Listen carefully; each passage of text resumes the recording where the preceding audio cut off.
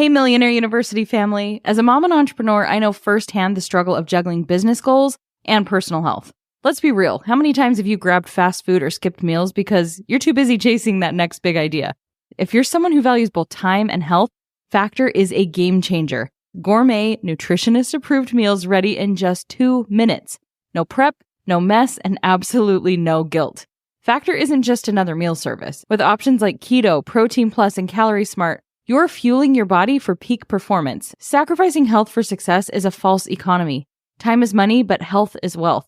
With Factor, you're not just saving time, you're optimizing it. Want to join in on this game-changing approach to nutrition? Head to factormeals.com/MU50 and use code MU50 to get 50% off your first box plus 20% off your next month. That's code MU50 at factormeals.com/MU50 to get 50% off your first box plus 20% off your next month while your subscription is active. This episode is brought to you by Jira. Ever wonder how those big marketing campaigns that make headlines get delivered on time? It all starts with Jira, the only project management tool you need to plan and track work across any team. Every step of that campaign is organized in one place, from launching the campaign all the way back to designing ads and writing creative briefs. Get started on your next big marketing campaign idea today in Jira. Claire loves Flair. Tom's into bootcut. Ava likes denim on denim, and Sarah is all about a cropped jean jacket. Whatever your denim look is, Walmart's got you covered. Find the things you love at Walmart. In today's lesson, we will be discussing the 9 rules for scaling any business.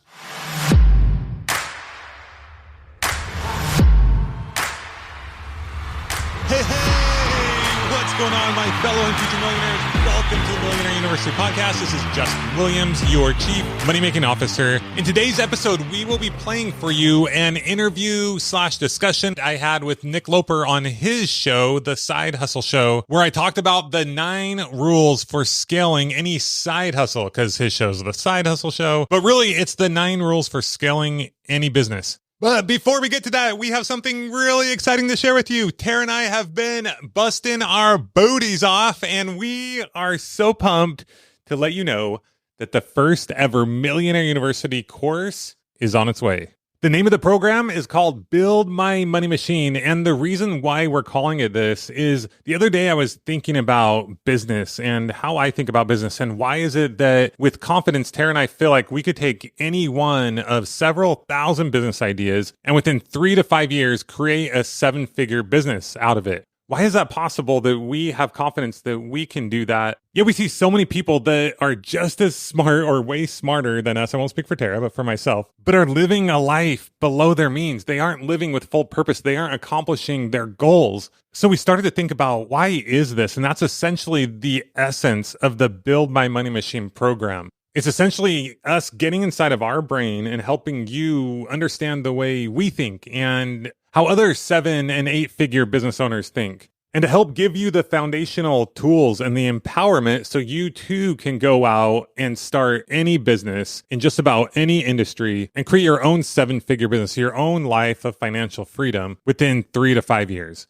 Now, the reason why we called it Build My Money Machine is because as we were going through this and thinking of why is it that when all the information is out there, when anyone could become a millionaire, a multimillionaire, when anyone can live a life of financial independence and freedom, doing the things that they're passionate about, why is it that there aren't more people doing that? There should be a much higher percentage. But one of the things that I came up with is I was talking to Tara and I was like, I don't really think of a business as a business. I think of it more as a money machine that for every dollar you put in, you essentially on autopilot get back $2, $3, $4, $5 back. And it's kind of like this game that we play, but it's a game that also has purpose and fulfillment. It's exciting and you make real money. Now, just to be clear, I know this sounds like a get rich quick thing, and that's why we put in the caveat of 3 to 5 years. This is not easy. Creating your own 7-figure business is not easy. But let me ask you a question. What are you doing in your life right now that is easy? I bet you're working super hard in your mind, physically, mentally, every day, trying to figure things out. So while creating your own seven-figure business is not easy, it's also not necessarily harder than what you're currently doing, as long as you can create and develop that seven-figure mind, as long as you know what to do, as long as you are able to identify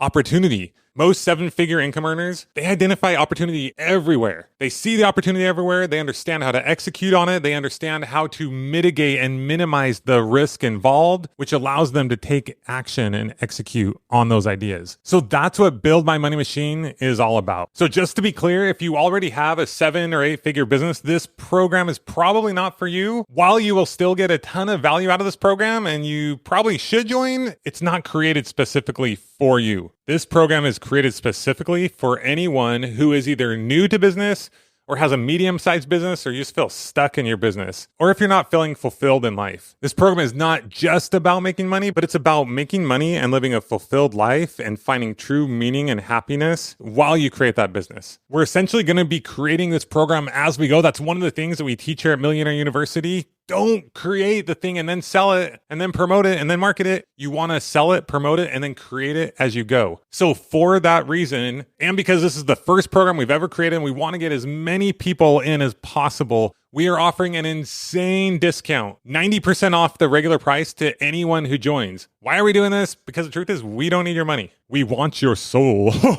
Just kidding. But hey, Halloween is coming up, right? The mission of Millionaire University is to help as many people as we possibly can. Yes, we do want to make money, but we don't need that right now. And we know over time that will come. We know the more people that we help over time, the more people will want to continue to join our programs. They'll trust what we're doing. They'll become lifelong members of the Millionaire University family. They'll refer it to other people. So we're not worried about making a bunch of money up front. We want to help you change your life, and then the rest will take care of itself. So go to buildmymoneymachine.com now to get that 90% off discount.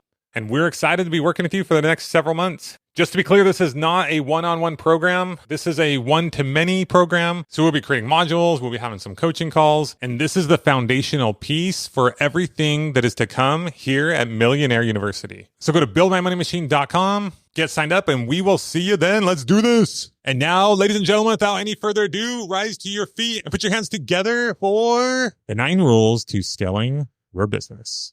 Let's go. 9 rules to level up any side hustle. What's up? Nick Loper here. Welcome to the Side Hustle Show, helping you take back control of your earning power so your income doesn't have to stop when your day job does. Today, we're talking about scaling up your side hustle. We've got a lot of episodes on the 0 to 1 part of the equation, which is honestly probably the harder part. Willing something into existence and getting it off the ground, not an easy feat. But today, we're talking about the next stage. You've gone from 0 to 1. Now it's time to go from 1 to 2 to 10. Well, how do you do it? We've got 9 rules to go through. Listen in to see which stage you're at today, to see where you need to focus your attention next. To help me with these is a special guest who knows a thing or two about scaling. He's done it with multiple businesses, including flipping over 100 houses a year, sometimes without even seeing the houses, scaling, automating, and selling an online education business. In his latest venture, an online platform and podcast from millionaireuniversity.com, Justin Williams. Welcome to the Side Hustle Show. Hey, Nick, what's going on? Huge fan. Thank you for everything that you've done. Very much appreciated. That makes my day. If you're listening in, we're doing 3 rounds with Justin today. We're doing the 9 rules of scale, or 9 rules to scale. We're doing donate a business idea. He says he's got a good one for us. Stick around for that. And then we're doing the triple threat, a marketing tactic that's working now, a favorite new or new to him tool, and the best book of the last 12 months. But let's kick it off with these 9 rules. What's rule number 1? So the first rule that we have is intent. Now, I almost didn't use this one because it sounds obvious. Like, of course, you have to have intent. But what I found is the number one reason and the way that we have scaled all the business we scaled is because it was our intention to do so. In our minds, we were always asking, how can we do this better? How can we do more of this? How can we automate this? How can we get more done with less time? And what I found is most people who haven't scaled their business or aren't scaling their business for side hustle is it's not their intention to do so. Kristen Armstrong, who's one of the best women cyclists that's ever cycled, she said we either live with intention or exist by default. And I just see so many people going throughout their lives and they don't have an intention to change things. And they just kind of are reactive to things that are going on in their life. And they don't really get the places that they want to go. So Number one is intent. Your brain is an insanely powerful tool. If you give it a problem to solve, it'll usually go to work doing it. So first of all, you got to have that big vision. You got to know where you want to go. You got to have the intention to want to grow and scale. And that's rule number one. That's a really powerful one. I'm kind of with you. Like, do you even include that? Because it's like, it's almost so obvious and almost woo-woo of like the power of positive thinking. If you believe it, it'll start to come true. Totally. But we've heard from so many entrepreneurs, like, if you don't have this vision of where you want to go, how are you ever going to get there? And like trying to do Brian Scudamore from 1-800-GOT-JUNK, he called it his painted picture vision of like, hey, 5 years down the road, this is what the business is going to be doing. This is what it's going to look like from a branding perspective. And then just kind of working backwards to get from the reality that is today, how do we make that happen? I love this line of we live with intention or exist by default. And I find myself guilty of this as much as anybody. So this is not like preaching from on high, but like you're going through the motions day to day and you feel like kind of just in maintenance mode. And like you described it, reactive versus driving your own agenda forward, living with intention. It often feels like, well, I'm too busy chopping down trees to sharpen the saw. And you kind of get stuck in that. Like anything that has worked for you exercise-wise or other resource-wise to get clear on this intention or where you want to go? I always start with the goal. Often it's a money goal, it's a number goal. For example, when we started flipping 100 houses a year, I remember we were at Wild Buffalo Wings with a bunch of other investor friends. And together, I started counting up how many houses we had all flipped collectively that past year. And it was just over 100. And I said, I want to flip 100 houses, just my business alone. Everyone laughed at me. They thought I was crazy. Yeah, it's like a house every 3.5 days. Like, how does this even happen? Yeah. And up until that point, we definitely hadn't done that many, right? But I just thought, why can't I do this? So I just started thinking in my mind, how can we do it? How can we do it? It started with a goal. Also wanted to get to a 7-figure income. So it was constantly just working those numbers. How can we get there? How can we get there? And then, I mean, we'll kind of go through, I don't want to we'll go through the rest of the rules, right? We'll share how we're going to help them get there, essentially. So rule number 2, should we move on to it? Yeah, let's do it. Okay. Rule number 2 is eliminate. Essentially, the way this works is you want to write down everything that you're currently doing in your business and your life. And you just want to start getting rid of anything you can. I'm all about having multiple streams of income, but if you're spending a lot of time doing some things that you're not getting great results, you might want to just let those things go.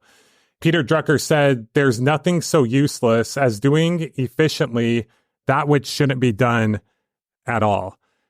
And I don't know about you, Nick, but there are a lot of times where I'll find myself working on this project and it's taking a ton of time and energy and I'm getting frustrated with it. And I just sit and think about it. And I think about my long-term goals and I'm just like, do I even need to do this? Like, is this even something that matters or is it important right now?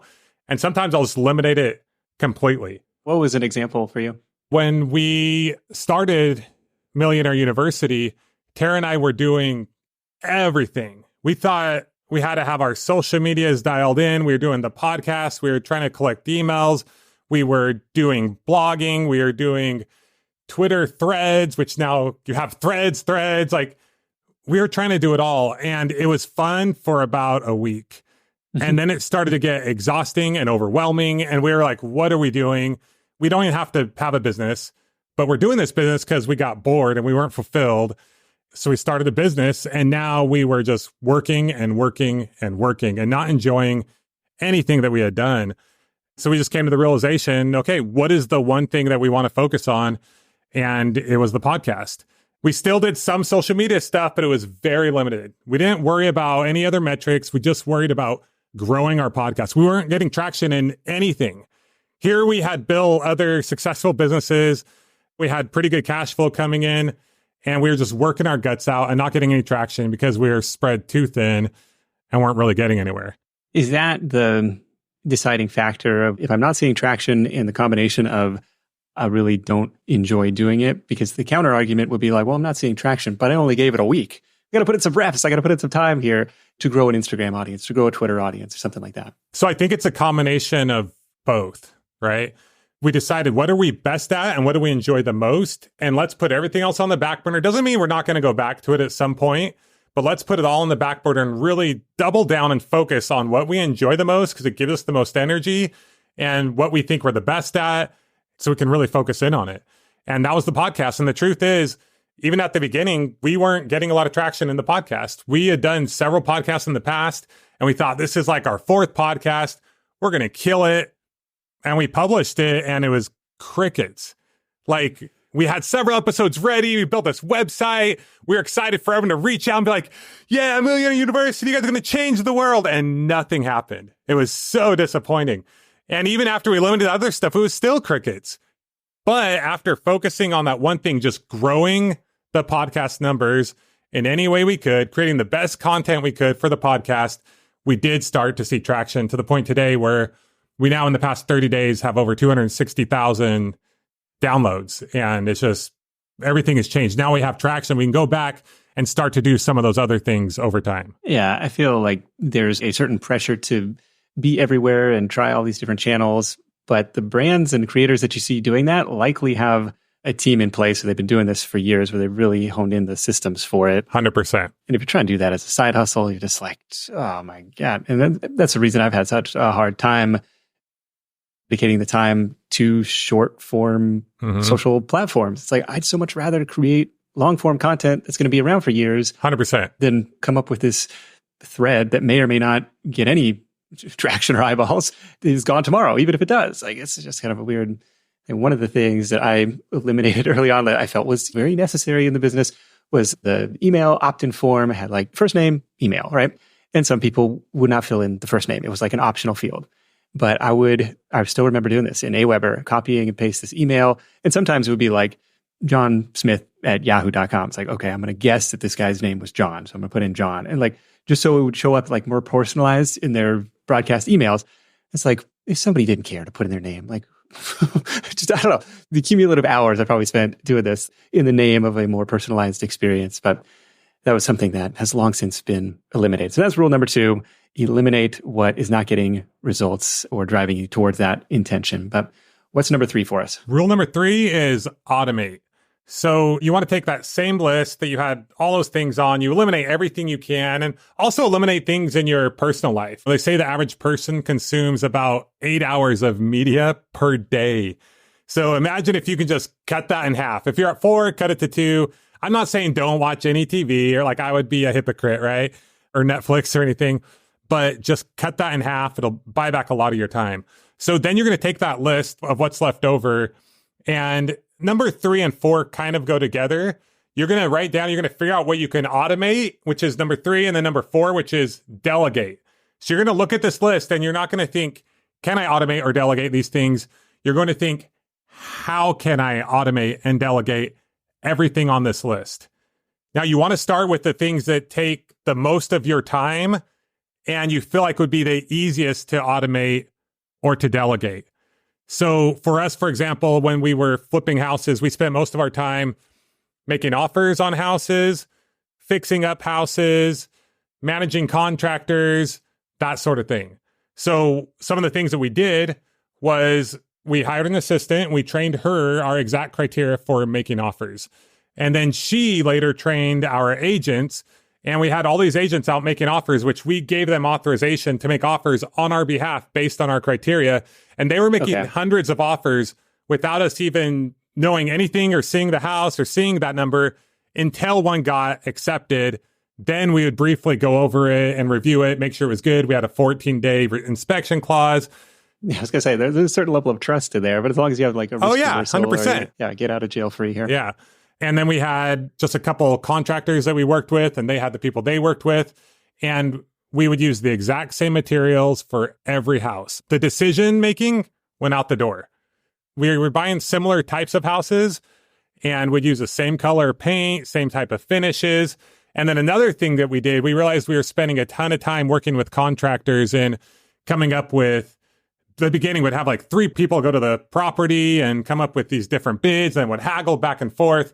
And I was sitting down one day and looking at these bids, and I was like, at the end of the day, they're all ending up about the same place. So why don't we just start there? And we came up with a list that had every line item that the contractors would do. And we came up with a pre-agreed price, and we had our contractors agree to that ahead of time. So we no longer had to do multiple bids. There was no longer any haggling. We knew exactly what we were paying for a house, for paint, for like the square footage of the house. We knew what we were paying for flooring based on how big the flooring was. It was all laid out. It made it very simple and really saved a lot of time in that way.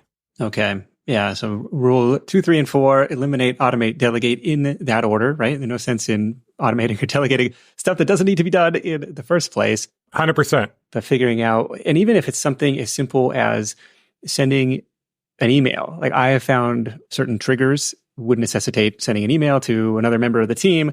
It's like, okay, well, the trigger is that file is delivered back from the editor. So now I need to send a note to the writer that it's ready to summarize. Like, oh, if they're uploading it to a specific folder in Google Drive, like, okay, make used to be Zapier, but like make.com, like can automatically send that email trigger, that task notification system, or it can automatically add tasks to Asana. Even if it's just individually, it only took a couple seconds, but like now you just don't have to think about that. And then delegating that to somebody else on your team. The combo platter of automation and delegation can be super powerful. For me, it was bookkeeping tasks years later than I should have, where it's like every PayPal notification would come through. It was kind of like the dopamine hit of like, oh, I made some money. I get paid. I better go log this in my up to the minute accounting spreadsheet, basically. It's like, oh my God, the task switching costs of all this sort of thing. 100%. Having a bookkeeper that can tap into your accounts and just create that summary for you. More with Justin in just a moment, including how he's delegated himself off his own podcast and more rules to scale your side hustle right after this. Let's talk real estate, Millionaire University. We all know the mantra, buy low, sell high. Sounds simple, right? But timing the market is not always easy. Here's where things get a little interesting. Fundrise, our sponsor, sees the current high interest rate environment as an opportunity. Their flagship fund is gearing up to expand its billion-dollar real estate portfolio. Now, I'm not a real estate guru, but I know a potentially smart move when I see one. Fundrise is making it possible for you to add their flagship fund to your portfolio with as little as $10. Want to explore this potential wealth-building avenue? Visit fundrise.com/MU. That's fundrise.com/MU. Diversification is key. Adding real estate to your portfolio could be a step towards that millionaire-minded approach we're always talking about. Remember, every millionaire journey starts with informed decisions. Do your research and see if Fundrise aligns with your wealth-building strategy. Carefully consider the investment objectives, risks, charges, and expenses of the Fundrise flagship fund before investing. This and other information can be found in the fund's prospectus at fundrise.com/flagship. This is a paid advertisement. Claire loves Flair. Tom's into bootcut. Ava likes denim on denim. And Sarah is all about a crop jean jacket. Whatever your denim look is, Walmart's got you covered. Find the things you love at Walmart. So in our house flipping education business, essentially the way it worked out, it was like, what were all the main things that we needed to do? We needed a tech guy. I need someone who was constantly making offers and funnels and sending out emails. So we brought on a guy to do that. And then it was essentially coaching. So I initially did the coaching myself, but then brought someone on to help with the coaching. And over time, brought on other coaches. Eventually, our COO was one of our first high-level students. We got to the point in the business where I was no longer needed in my house flipping business or my education business or my coaching business. And I would show up to events and just kind of talk a little bit and record stuff and just kind of hang out. And eventually, when we were ready to sell the business, it was an easy exit because we weren't needed anymore. It makes it more sellable, or makes it sellable in the first place. Yeah, it's exactly. Like, it's not reliant on you. Yep. But it's interesting too with the podcast. In fact, it's rarely you behind the mic from how it started to where it is today. Yeah. So the same thing with our podcast now. It's like, what are the main things that we focus on? What are the main levers? And it's create podcast content. I always use you as an example. I'm like, is our content as good as Nick Loper's content? If it's not, we got to keep working on it, right? So that's kind of the gold standard, is we're always trying to improve the content, and then we're trying to grow our numbers, right? And I'll get into that in the upcoming ones. But yeah, you're right. We're to the point where Tara and I, who Tara's sitting over here, but we rarely even show up on the podcast. So we've created this podcast that has over 250,000 downloads per month. If I want to show up, we show up. But my goal is to create businesses where I don't have to be a part of. If something happens to us, because the truth is, there are some days where I don't want to do anything. There's some days where I feel super motivated and want to talk. And I like to run businesses in a way that I don't have to be involved if I don't want to or I can't. And that to me personally is kind of like the ultimate true freedom. Yeah. Was there any pushback from listeners? It'd be like, who's this new guy asking the questions? No. So the way we did it, and this was pretty similar to how we did our coaches, was the first person I brought on was Brian Guerin, who... Side Hustle Show guest, yeah. Yeah, I heard on your episode. So I reached out to him. I was like, hey, you are awesome. Can I interview you? So we kind of built a relationship. And then I asked him, I said, hey, do you want to help me interview people on the show? And of course, he was excited to do that because it gives him notoriety. We pay him a little something. We give him a little bit of equity. We kind of made it this win-win situation. There wasn't pushback because they had already heard from him. And then I don't know if I interviewed him again, or the first couple times that he interviewed someone, I did the intro and outro. So I helped the guests kind of get warmed up to him. You know how you watch a TV show or a series, and if a new person just comes in and you don't know who they are, you're like, hey, who's that? What's going on? But if you kind of get warmed up to them over time, you're like, okay, I like this person. I can jive with that. So I did the same thing with the other two hosts that we have. I was Eric Fisher, who he's been on the show a couple times. I've been on his show. Longtime podcaster, beyond the to-do list. Yeah. I know, long time, man. So I usually like to have the audience hear them a few times before I let them just kind of go on their own and do their own thing. We have not had any pushback. I still listen to every episode. I'm kind of like quality control. There have been some episodes that I've sent back and said, hey, we got to get more details on this one, right?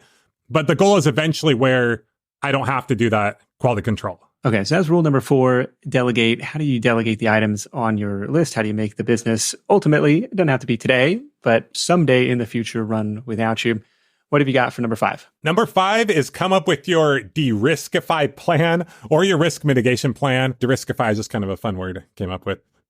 So this was actually pretty huge for us, and it's something that I don't think a lot of people think about. I think the first few are kind of a little more obvious, but I think the main thing that holds people back from taking action on their dreams and starting their side hustle or their business is fear. It's the fear of what people are going to think of them, the fear of failure, the fear of what if this doesn't work out. And I think the thing that keeps people from growing or scaling their business is fear of risk, fear of what am I going to lose?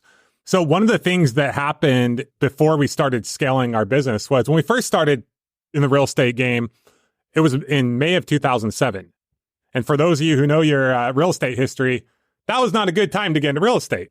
But we started out doing a thing called wholesaling, which essentially was we would put houses under contract and then we would sell the rights to that contract. We never actually bought the house. So we weren't risking any money. We weren't risking any repairs or anything like that.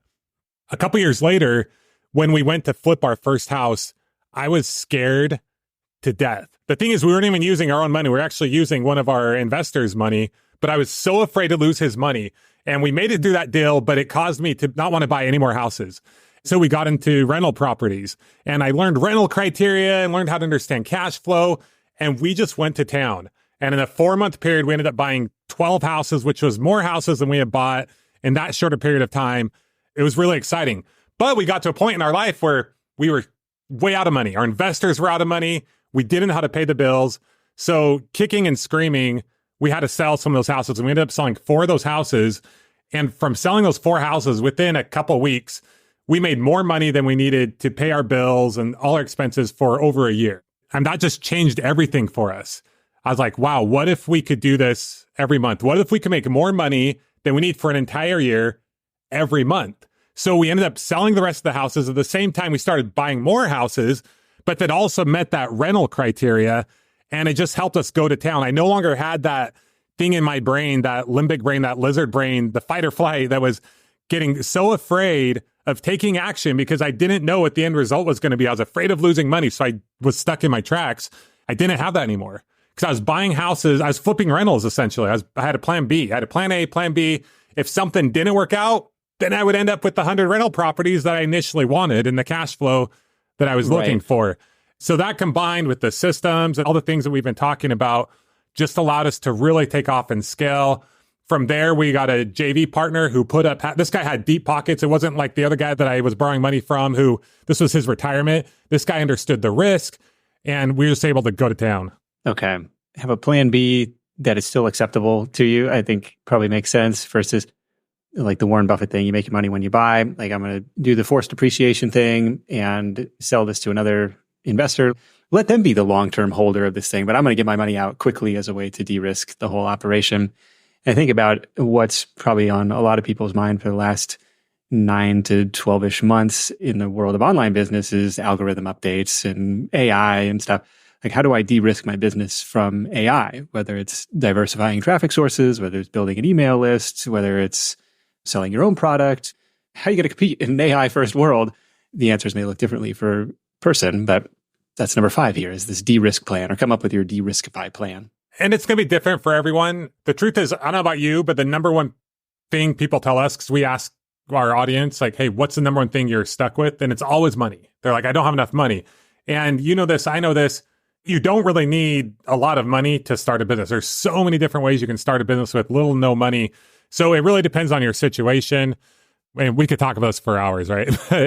You love service businesses. I love service businesses. There's not a whole lot of risk in going out and trying to get these clients for a service business. In most cases, right? It's like the startup costs for almost anything that we talk about would be sub $500, or there's some creative 100%. way to make it such that it is, that it's within reach, where you're not having to take out a second mortgage or something to get something off the ground.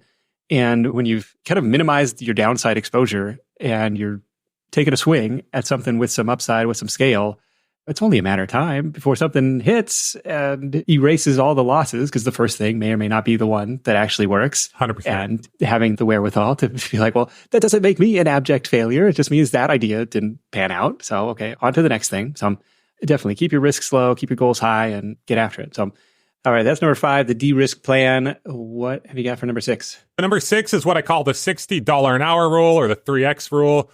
If someone can do something like a service business, whether it's cleaning, I know you did painting, whether it's gutters, curbs, trash cans, car detailing, yard, tree removal, all that stuff, power washing, parking lots. I'm just naming all kinds of stuff. If you can come up with one of these businesses and you can make at least $60 per hour, you can scale that, because then you just hire out the labor at $20, $25 an hour. Then you focus more on getting the new clients. You hire out the labor, and that's how you can scale those businesses, also known as nail it, then scale it, right? Okay, so this would be like an agency model. Like, this is the cost of labor ratio that you would like to see. You want to have the final price be triple your labor cost. Exactly. So my son, for example, he just turned 18, and he's trying to figure out what is he going to do in life, right? And he's been fixing phones, and he's been doing a few different things, but he's gotten to the point where he can make $100 an hour fixing phones. So now he just has to improve his marketing. He has to be able to get more clients, and then he can hire people to do the driving and to do all these different things, like all the different things that we've been talking about, that will allow him to focus on his highest and best use of time and ultimately be able to scale the business. Yeah.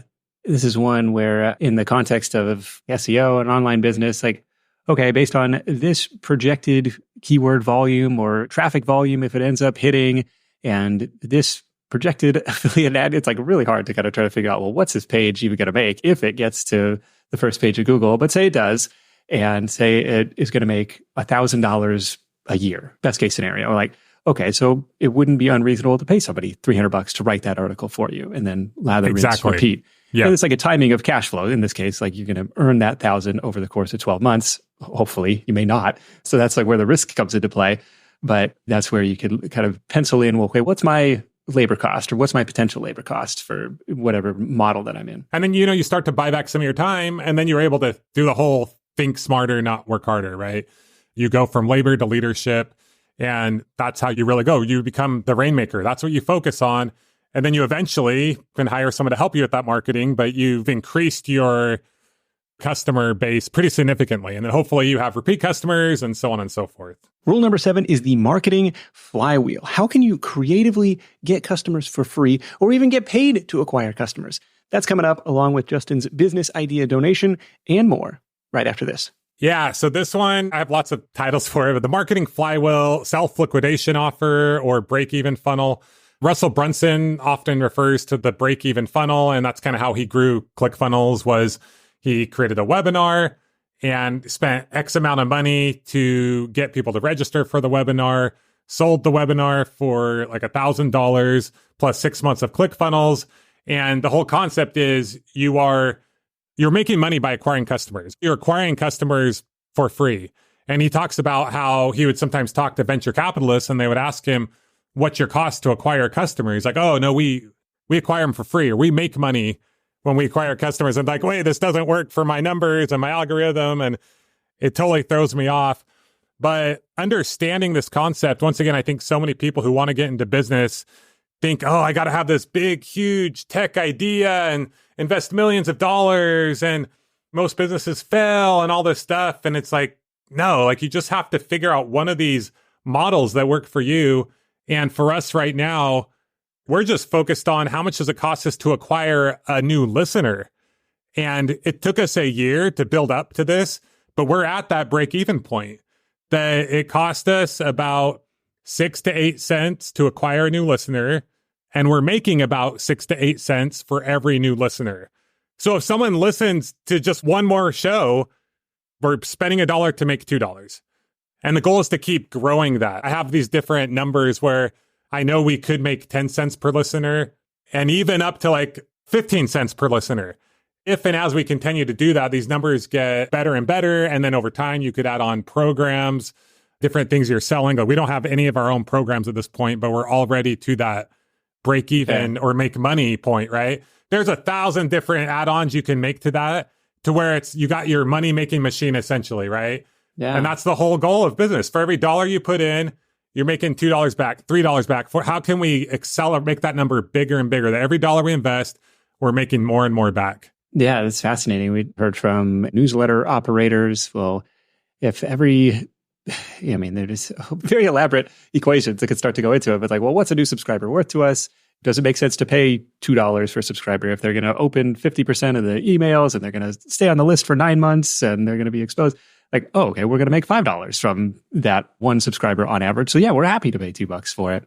And so this is, on terms of the podcast downloads, this is just on average, we have 2 or 3, 4 ads per show at this CPM. So every download is worth to us 6 to 8 cents or 6 to 10 cents. Yep. I'm constantly looking at the numbers and analyzing numbers and just seeing, oh, if we pull this one lever and we spend this much money, what does that do to our bottom line? Yeah, that's really interesting. Like only very recently started doing any paid podcast promotion. And it's interesting to look at like the cost per download metrics or cost per subscriber metrics. Yeah, I never really thought about it that way. And then, yeah, if you have a potential guest, could you share the cost with that? Because they're getting some promotional benefit out of it. But yeah, what platforms do you like in terms of going out and buying listeners? So at the beginning, we had an agency that we hired that was connecting with a lot of other podcasters, but it was costing us like several dollars to get a download. And then we started going to like the podcast players and we started to get a lower amount. But one of the gotchas, something you want to watch out for is what we didn't realize, because we just didn't know what we didn't know until we were starting to work with an agency to get sponsors for us, was one of these podcast players, a lot of the places they were promoting to were in countries that sponsors, just being honest, they just weren't paying for those areas. So we got to a point where we had like 20% in the US and our agency was like, that's not going to work. So we had to go back to the drawing. Okay. It's like Facebook ads. Like, oh yeah, it's cheap if you want to advertise to a non-US audience. Totally. Okay. Gotcha. But then we found the right players. And if you invest enough, certain players, the amount just goes up depending on like how many people are bidding on it, right? Or buying the ads. And then there are other players that you can negotiate with the podcast player. We've done such a high volume at this point where we've gotten some of the players to come down. We're like, hey, we'll keep buying in volume. We just want a good deal. We mainly buy like the US, but then they'll throw in other places like Canada, Australia, UK. So we've been able to literally like 3x the amount of listeners that we would be getting with them because we've worked out deals. We're buying in bulk. We know they're good listeners. We know we're getting paid well for them. But yeah, another one I really like, this isn't a podcast player, but it's called Podroll. Podroll is amazing because you can get a great CPM by allowing other podcasters to do what's called a feed drop. I don't want to get too technical, too into the weeds here, but doing a feed drop is where another podcaster can put their episode in your feed. And Podroll has a platform that facilitates doing this. So initially we got doing Podroll because we're like, oh, you can make $50 to $100 CPM. But what we realized is we wanted to be on the other end of that, where we're paying $50 to $100 CPM for people to listen to our show, because it sounds like a high CPM, but they're actually listening to your show. It's not just someone hearing a 1-minute ad on someone else's show on your podcast. Right. They're listening to your show. So you get the downloads, and then you get some people that stick with you, and that's how you can grow. So that's been huge for us. It gets pretty exciting. And you can do that. I know we're talking about podcasting, but you can do this, like you said, with an email list. You can do it with, I know I'm going to say a blog. I know there's been a lot of stuff with the updates and whatnot, but it's just all about, and I guess that gets us to our last one, which is, oh no, there's two more. I've been talking too much. Anyway, I'll save that, but you can do this with anything. Yeah, figuring out what that marketing flywheel is, what that self-liquidating offer may be, if that may be possible in your industry or your niche. Like, how can you acquire customers for free? I think it's a creative 100%. Marketing thought experiment, if nothing else, to figure out where are customers at? How can I set this up in such a way that it doesn't cost me anything to get that next lead into the funnel, that next person into the pipeline there? eBay Motors is here for the ride. With over 122 million parts, you can make sure your number one ride or die stays running smoothly. Brake kits, LED headlights, bumpers, whatever your baby needs, eBay Motors has it. And with eBay Guaranteed Fit, it's guaranteed to fit your ride the first time, every time. Plus, at these prices, you're burning rubber, not cash. Keep your ride or die alive at ebaymotors.com. Eligible items only. Exclusions apply. Ready to launch a career and future you can be proud of? Welcome to Merrill, where an industry-leading advisor training program will help you get licensed. And with lead gen support from Bank of America's vast customer base, you'll get the referrals you need to establish your own practice. It's time to see your career charge forward with Merrill. Apply now at careers.bankofamerica.com. Copyright 2024 Bank of America Corporation. How do custom orders work on Kraken? Imagine I'm a music producer, dialing in my newest track. Need more bass? Crank it. Vocals not popping? Double it up. Want a bigger sound? Hit that reverb. Hard. That's custom orders on Kraken. Complete control over your crypto trades. Go to Kraken.com and see what crypto can be. Not investment advice. Crypto trading involves risk of loss. Cryptocurrency services are provided to U.S. and U.S. territory customers by Payword Interactive Inc. View PWI's disclosures on Kraken.com/legal/disclosures. All right, that's number 7, the marketing flywheel or the break-even funnel. What have you got for number 8? So number 8 is you want to understand the velocity of money and returns and how they work. And this might sound simple, but I'm telling you, most people do not understand it. In fact, I read something earlier that said 2/3 of American adults cannot pass a very basic financial test. We just don't learn this stuff in school. But the velocity of money basically says, for example, we started flipping houses. We were making anywhere from 15 to 20% on the money that we invested into a particular house. It would take us about 4 months to flip a house. So there's 12 months in a year. We could essentially turn that money 3 times. So essentially, if you're making 10 to 15% and you're doing that 3 times a year, it's probably more than that. I think, I messed up these numbers. 45 to 60. Yeah, 15 to 20% or the numbers. You make 15 to 20% on your money and you do that 3 times a year, you're making 45 to 60% annualized. Yeah, nominally. I'm sure there's like some other velocity time component or time value element to it too. But right, it's like, okay, how quickly can I get a return on it and how often can I lather, rinse, repeat? Is that my understanding? Yeah, exactly. We were making 15 to 20% per house. We were doing that 3 times a year, given money, and that was 45 to 60% for the year. So what we did, I mentioned this JV partner. I went to this guy. This guy had deep pockets, millions of dollars, knew the real estate game, was just kind of retired. And I said, hey, here's our track record. Here's all the houses. Here are the numbers we're getting. Would you be interested in putting up the money? And we split the profit. And he took a look at it and he's like, heck yeah. It took a little more than that, but essentially that's what it came down to. And he essentially gave us a blank check. So we now knew we had the systems to buy the houses. We had the systems to fix up the houses. We just needed more money And that was our money. And that's the other thing that helped us really grow, because his return, all he did was he's like, okay, so I'm going to make anywhere from 22.5 to 30% annualized. That's a heck of a lot better than what I'm making in anything else I'm doing. Since that time, I've talked to a lot of different people and done this with a lot of different businesses. We talked to a guy that had like a grass-fed beef business. So he raised cows essentially. And he was like, oh, I want to do more of this. I just don't have the money. And I'm like, okay, how much does it cost you to buy a cow? How much does it cost to feed the cow? Like, what are all the expenses that go into that cow? How long does it take till the cow gets slaughtered? I hope anyone listening isn't, gets too offended by this, but how long does it take till you're able to essentially sell the cow? We broke the numbers down and it was like 100% annualized returns. I'm like, dude, I'll give you all the money you want. And I said, a better thing to do though, is now that you know that you can make 100% annualized return on the money invested, just go borrow it at 10%.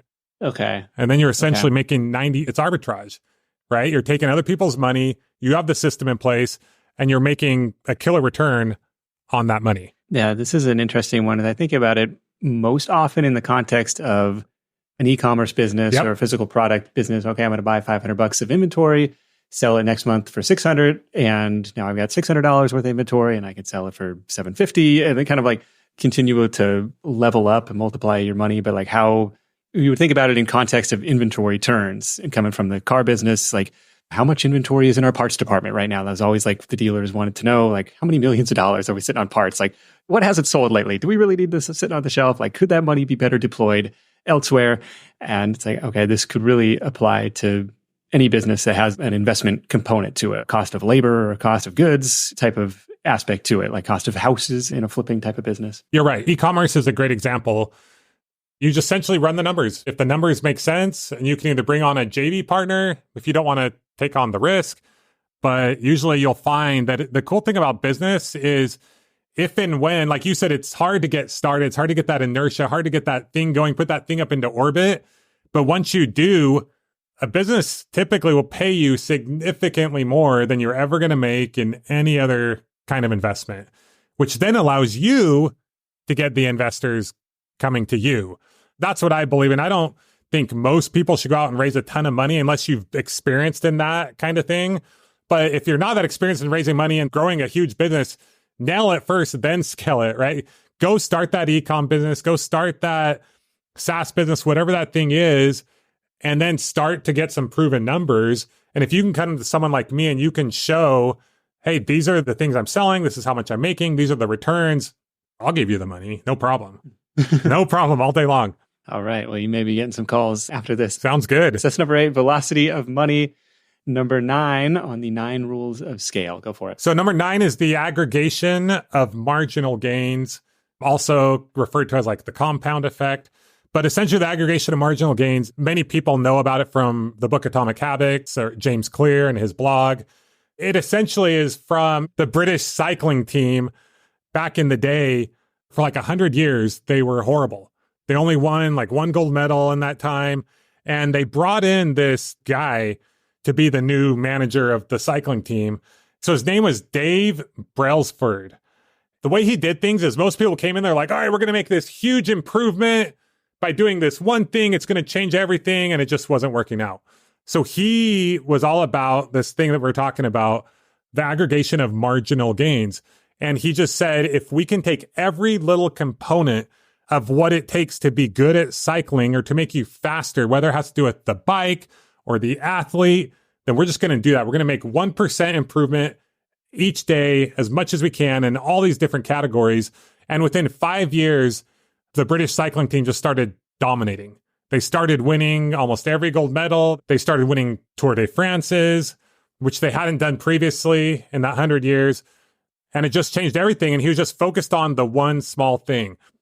That's what I would invite everyone who's listening to do. We're in the information age. You're literally listening to a podcast. There's so much information out there. I love like swipe and deploy, see what people are doing and just be like, oh, let's try that. It's a different industry, but I can try it here. We try it out. We test it out. We keep going with what's working. We keep trying to improve the things that aren't working. I'm constantly talking to my team about how can we improve the podcast? How can we get more numbers? How can we improve everything that we're doing just little by little? And as you do those things over time, you'll see a huge difference in your business. Yeah, this 1% improvement every day, it's like, doesn't make a huge difference. It may not even be noticeable, but over time, it really does start to compound. And that's like Einstein's eighth wonder of the world, compound interest, and all this stuff where it really does start to lead to some exponential growth over time. But the trick is doing it consistently, making it a habit. So the compound effect for number 9. Let's move on to round 2, the donate a business idea round. What have you got for us here? So I have business ideas every day, as I'm sure you do as well. But the idea, and it's related to all the things that I've been working on, combined with different things that have been happening in my life. So recently we traveled the world for 9 months. As you know, we were in Rome just a couple months ago. And as we were in Europe and these different places, we're doing all these tours, and some were okay, but some of them were kind of long and a little boring. But it was almost like a necessary evil. I felt like I'm glad I'm doing this tour, but I'm kind of bored and it's a little long. And I thought, there needs to be something called 10-minute tours or something like that. And I know they have audio tours, but I was like, what if there was like a podcast that had like a tour? And then my mind got going to like a history lesson. And maybe it's longer than 10 minutes. Maybe because now that I'm thinking about the ads that you can put in, maybe it's a little longer so we can put more ads in.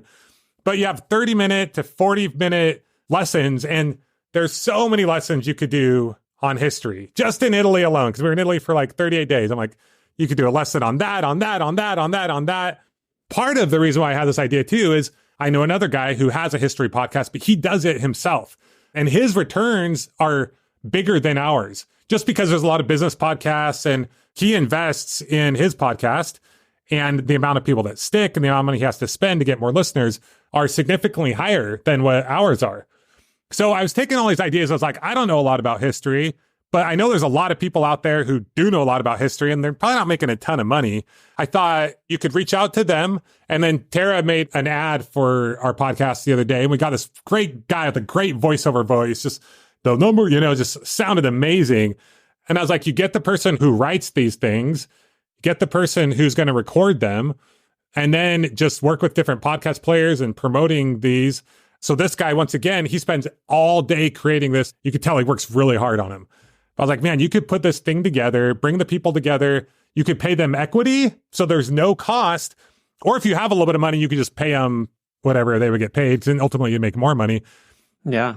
Or it may even be like an AI voiceover artist. 100%. Yeah, I was thinking of all that too. I was like, you could probably do some AI stuff. You could probably do, especially like AI online is kind of tough because you have Google like crawling it and everything. But podcasting, no one's crawling podcasting, right? So you could even create these lessons through AI. You could record them yourself, or you could have someone else record them. But then the same idea, like for every $1 you spend, you could easily make 2 back.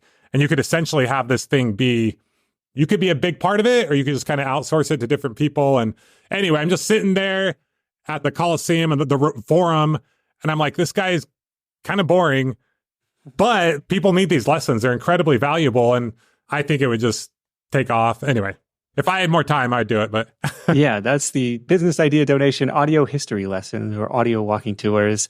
We've been on some that were incredible. We had this British guy in Barcelona who was just like so into the history of the city. And here we're going from the 5th century to the 15th. That's awesome. And it's right across the street from, and he was really into it. And he told us that the FC Barcelona logo is like got those 4 red stripes. He's like, that was like the king's bloody fingers, like running down a, man, dude, I will never look at that That's logo awesome. the same way again. And then we've had other ones where you're kind of like, yeah, I'm getting something here, but he's the bar now that everything else is measured against. Yeah, it's interesting.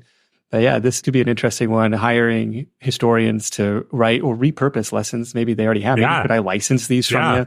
And then hiring a voiceover artist or using some AI voiceover to, be the voice of your podcast might be interesting to play around with. And you could do the same thing with science or any subject, right? It goes on, but just, what came to mind? Yeah. Yeah, you got to scratch your own itch from these boring tours. Yeah, exactly. All right, round 3 is the triple threat. This is, first off, a marketing tactic that's working for you right now. Could be this pod roll stuff. Could be something else you got in mind. Yeah, I think I've kind of went through that. It's just working with the podcast players to promote the show. And we have our numbers pretty dialed in. Like I'm pretty aware of what it costs us for each pod player. If that doesn't work, I reach out to them and try to negotiate a better deal, or we focus on other ones. And then from that, like I said, we're going to leverage it into working more with podcast swaps and all that. So that's kind of our main focus. At some point, we do want to launch a program, but we're just trying to hang in as long as we can. Because once we do that, it's a whole nother thing to take care of. We're just trying to generate a bunch of cash because cash will allow us to hire more people and just keep that flywheel going. Right. Yeah. If you can get somebody to tune in for multiple episodes, they join the email list, maybe they eventually buy the to be determined future product. Totally. Yeah, there's a lot of good things that can happen. And it could be an affiliate marketing at the beginning, right? There's so many different options. A new or new to you tool that you're loving right now? For me, this might sound kind of boring and not that exciting. I just love my Google Calendar. That is my second brain. Anytime I have an idea, a thought, I put it in my calendar. If I have it to do, I put it in there. And then I just either delete them, like eliminate, automate, or delegate. That's my list, right? So every day I'll have my list of top priorities. I'll check it out the day before, make sure it's what I want to do for the next day. And I'll either delete it, I'll move it over, like sometimes months away. Sometimes it felt like a great idea and then it's not anymore. But I'm always trying to figure out, how can I systematize this? How can I do? But I use the Google Calendar. It's not that sexy, but I use it all the time. It's my calendar of where to go, where to be, what to do. It's what I live by. I never wake up and don't know what to do because it's always there. Very good. Not a new tool, but a very useful one at that. So I like that one as well. It's like, and I find myself too, I'll block off that time and be like, it's not important right now. No. Like I'll punt that off until next month. But like it's in there. It's kind of a reminder. Yes. You thought this was important at one point. Exactly. Is it still? All right. So that is the tool and a favorite book from the last 12 months. So in getting ready for this, I re-listened to the book Procrastination on Purpose by Rory Vaden. He also has a good TED Talk on it. And he kind of talks about the focus funnel. And he does go over, I don't know about you, but sometimes I'll teach something or talk about something and I almost forget where I learned it from. So as I listened to that again, I was like, oh yeah, he talked about the eliminate, the automate, the delegate. And then he goes as far as to procrastinate on purpose, right? If it's not a priority now, and then concentrate. That was a pretty good read, I thought. He talks about ROTI, return on time invested, which is a lot about what we've been talking about and how that's like the best investment you can make is working on your business instead of just in your business, and it'll pay you back dividends for time to come. Yeah, return on time. You start off doing the $10 an hour things and you graduate to the $100 an hour things. And then hopefully you graduate to the $1,000 an hour things. And I like this. I have not read this book, Procrastinate on Purpose, but we'll link that up in the show notes for this episode. You can just follow the link in the episode description and I'll get right over there. Millionaire University. Justin Williams, thank you so much for joining me. Be sure to check out the podcast, check out the website at millionaireuniversity.com. Any parting words of guidance before we wrap up here? I would just say take action. That's what everyone says, but take action. And then after you've taken action, don't just keep taking action. Start to think about, how can I use leverage? How can I grow?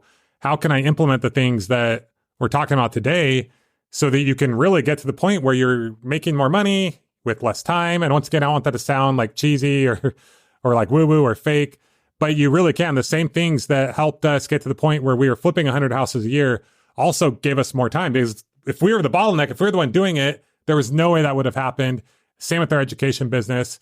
So just take action, but then start thinking about, how can I take that next level of action that will get me to that next level, and just keep living a life on purpose. Yeah, it's such an interesting distinction between how can I make extra money, right? I'm going to go solve this problem, and then flipping the switch to be like, how can I be a business owner, and trying to fire yourself from the doing stuff and promoting yourself to the CEO role. And it's a different set of questions. I think it's really interesting stuff. So again, millionaireuniversity.com. Check out the podcast.